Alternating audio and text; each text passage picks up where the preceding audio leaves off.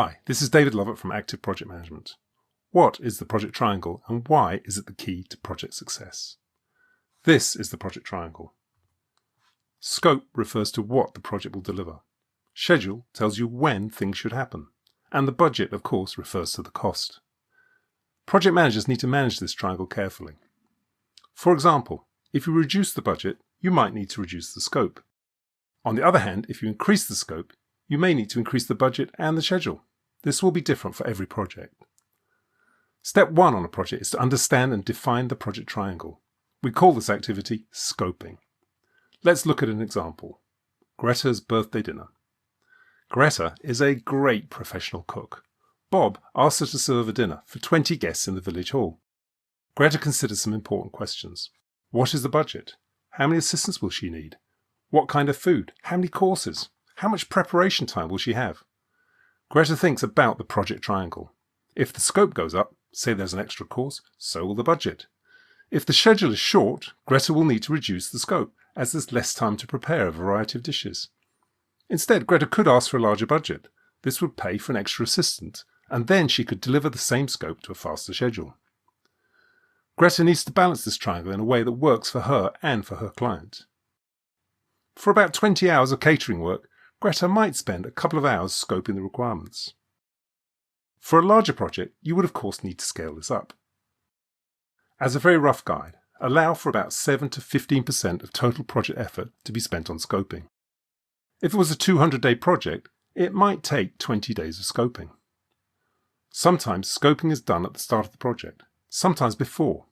Sometimes scoping is a paid-for activity, sometimes not. Whatever the case, at the end of scoping, you need to have an agreed project definition that defines the project triangle in detail.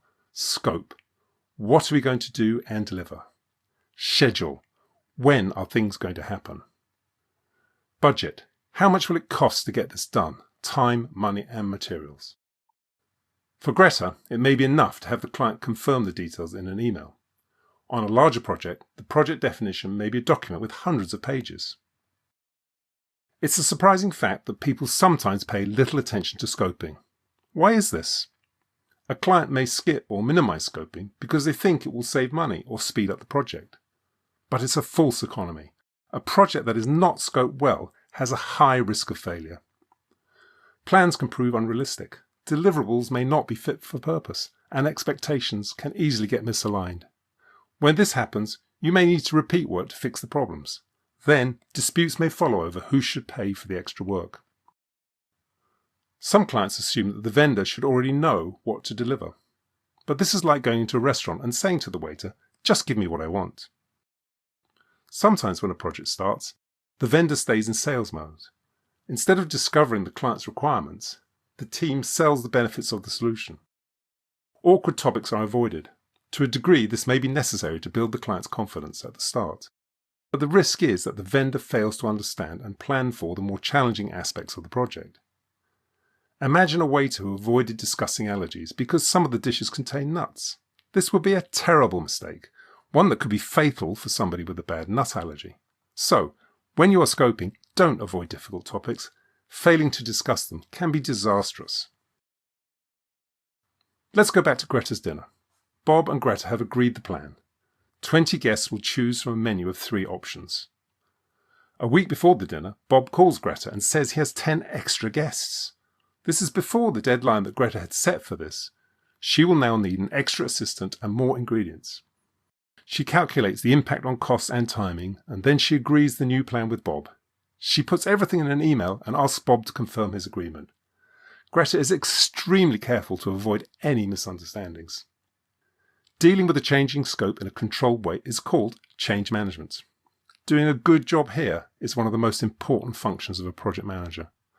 On large projects, scope is likely to change as time goes by. Discoveries are made and things happen. Terry is another cook. He's terrible at change management. When his client asked for more guests, Terry complained about the extra work. Then he spread the ingredients thinly and made the portions smaller. Terry didn't think to ask the client for extra budget. This could have covered the cost of another assistant and more ingredients.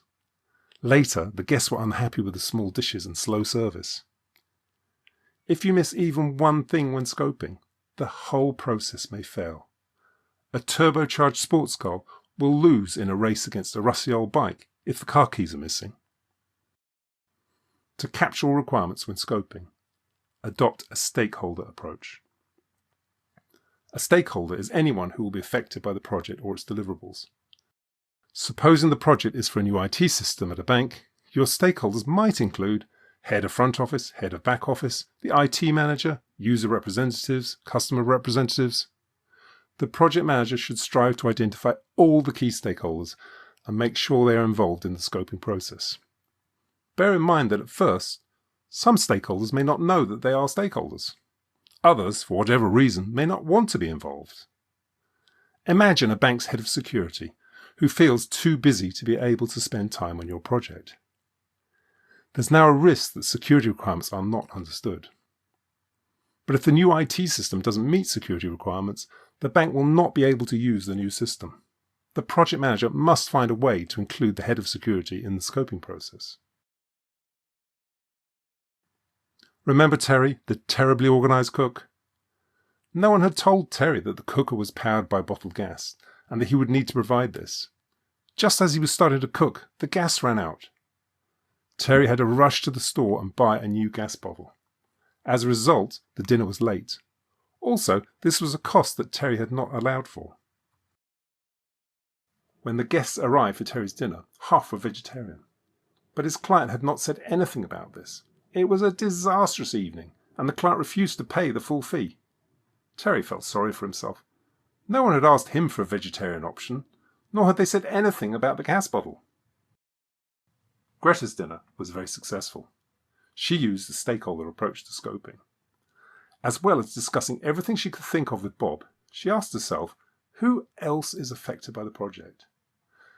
This led to a conversation with Bob's daughter. Bob's daughter was a vegetarian herself. She told Greta exactly how many of the guests were vegetarian and what dishes they might like. These were things that Bob either didn't know about or didn't think to mention. Greta and the gas bottle. Greta worked hard to identify all the stakeholders. This led to a conversation with the manager of the kitchen. He agreed that for a small fee, he would connect a new gas bottle for Greta on the day. By using a stakeholder approach, Greta managed to capture all the key requirements. Vegetarian options and gas supplies were all taken care of. Greta found out exactly what would keep the guests happy. Note that these were all things that Bob, who was paying for the dinner, had not thought to mention. For projects large or small, always define your scope in writing and always include a bit more detail than you think you need. Terry understood that the client would pay separately for the drinks, but the client says no. Terry's fee should have included the cost of the drinks. But there's nothing in writing about this. Terry now has one more thing to try and resolve with a very unhappy client. The output of the scoping process is the project definition. This confirms the details. What will the project deliver, how it will deliver, and how much it will cost. A small omission in the project definition can lead to delays, overruns, and dissatisfied customers. This is like the car with a missing car key. It won't work. Use the stakeholder approach to make sure that no requirements are missed. In the Active Project Management book, scoping is explained in detail. The book also provides checklists and document structures. In conclusion, pay attention to the project triangle. Increase the scope and the budget will likely go up.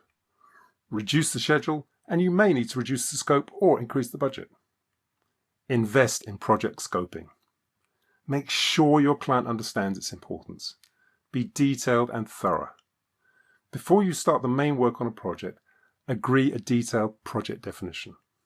Finally, be a master of change management. There may be pressure to change the project triangle.